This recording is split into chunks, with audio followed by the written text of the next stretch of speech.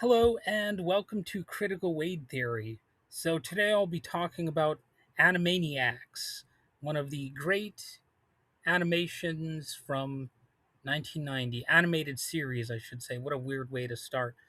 Anyway, when Animaniacs premiered on September 13th, 1993, it announced that mainstream television animation was about to get a whole lot smarter, faster, and weirder. Executive produced by Steven Spielberg, the landmark first episode serves as both the pilot and the mission statement for everything Animaniacs. And it was already a fun episode right from the start.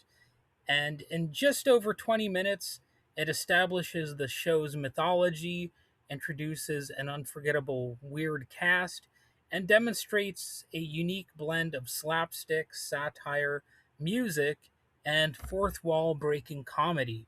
Before the main cartoons even begin, viewers are treated to a fake vintage newsreel titled Newsreel of the Stars.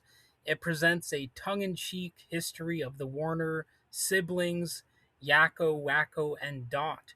According to the show's fictional mythology, they were created during the golden age of Warner Brothers cartoons in the 1930s. Unfortunately for the studio, they were simply too wild to be controlled.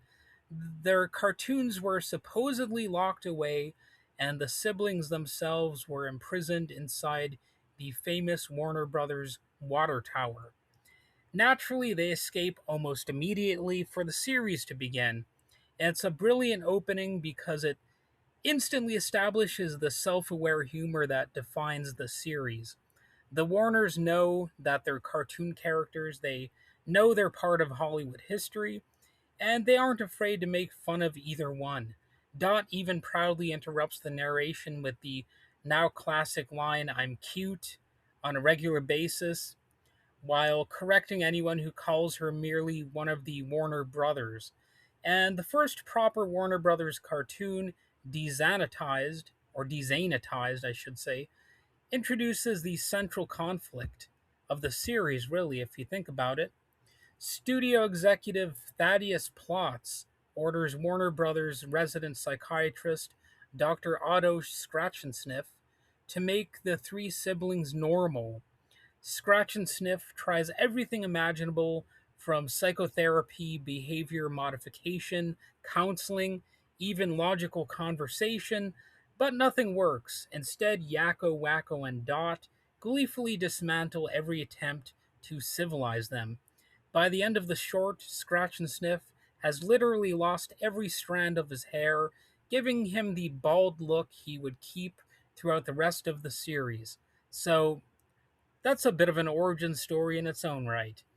Along the way, we're introduced to several characters briefly who would become series regulars, including Plotz himself, Ralph the Guard, and of course the unforgettable Hello Nurse, who I do believe is eventually named in the universe, but as of this episode, we just see the nurse, and we can be as enthralled by her as the male animated characters are. And the cartoon also perfectly establishes each Warner sibling's personality.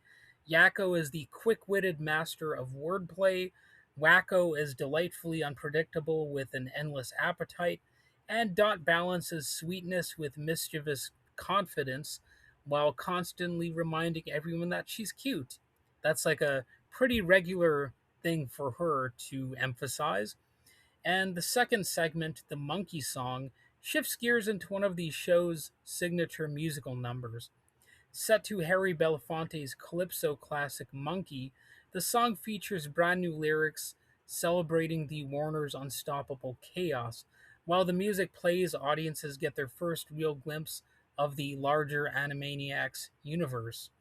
Characters like the Good Feathers, the Hip Hippos, Mindy and Buttons, Slappy Squirrel, and even a brief appearance by Pinky and the Brain all make appearances, and it's like a preview of the incredible ensemble cast of weird characters that will become fan favorites soon enough.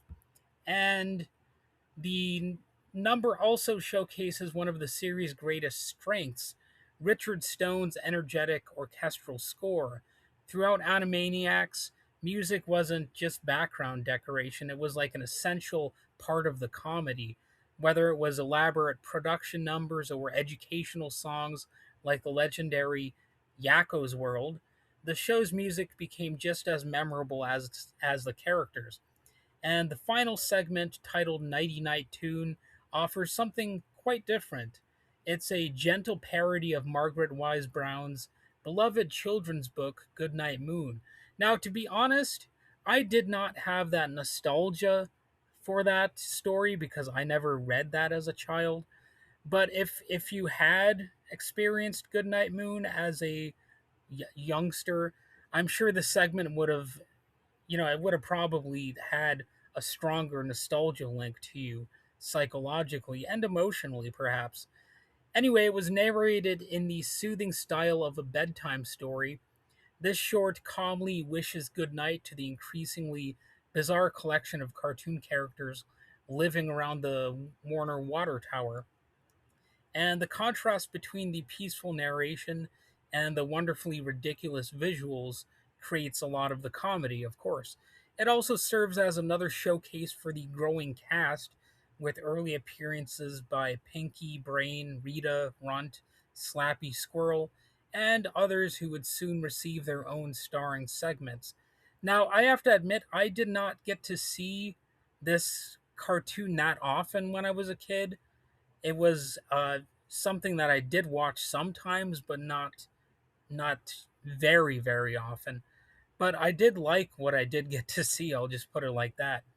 And by the time the credits roll, the premiere accomplished an incredible amount. It did everything that a pilot episode is supposed to do. It introduces the Warner siblings' fictional origin story, establishes the water tower as their home base, presents the show's mixture of slapstick, satire, music, celebrity impressions, educational humor, and constant fourth wall breaks, while planting the seeds for virtually every recurring joke that fans would come to love, including the immortal greeting, "Hello, nurse." And, you know, that segment wasn't brought back when they did the reboot or whatever you want to call it more recently. But I think they did have like a nod in the direction of that nurse. But back in the '90s, if you can watch this series and if you can find the episodes on Hulu or wherever, you can see their harassment of the nurse in all of its glory. And the animation itself deserves some recognition, like much of early Animaniacs.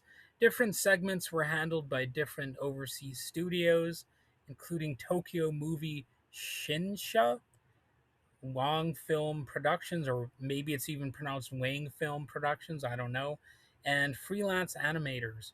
Although each studio brought subtle stylistic differences, the overall quality remained remarkably high for some early 1990s television animation. And, sometimes it's refreshing to see a series that can have a different look uh, in different parts of the episode. It's not always having the same appearance. And looking back more than 3 decades later, this first episode remains one of the strongest premieres in animation history. Now, it seems like this show could have lasted forever, but it didn't last forever. Um, but that's just the nature of television.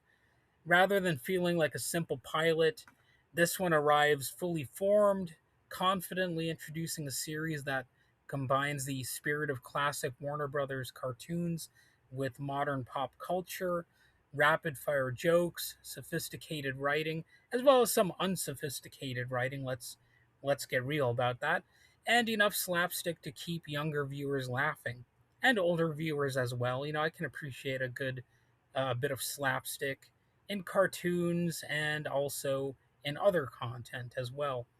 And Animaniacs proved that children's animation didn't have to talk down to its audience.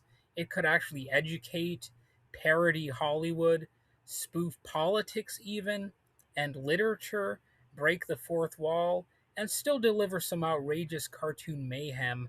And it's like a mix of highbrow and lowbrow. I was gonna say liebrow. Jeez, I can't talk. Uh, these words sometimes get me all tripped up. But anyway, this is all why De-Zanitized continues to be regarded as one of the uh, great cartoon introductions. It's something that perfectly captures the anarchic energy that made Animaniacs one of the most acclaimed and influential animated series of the 1990s, and one that's still just as entertaining today. I enjoyed watching this again. I felt quite similar to how I would have felt when I was a child watching this. So definitely, if you get a chance, feel free to check this episode out. It's just fine. Um, it didn't seem like it was something that aged terribly or anything like that. I loved it. I think you would love it too. And feel free to like and subscribe if you enjoyed this episode. And yeah, I'll do some more wacky animated reviews. And of course, I'll mix it up. I look at all types of content. Eventually, I might look into some smut on, on this channel. So it's not all just meant for kids. I look at music, I look at politics, I look at this, I look at that. It's really all over the place. Anything I feel like reviewing, and it's my show, so I can do what I want. Basically, that's kind of cool. I'm free to let my freak flag fly, and I'm sure I'll be doing that in the near future. But we're also going to look at cartoons some more too, here and there, every so often. All right, have a good one. Bye bye.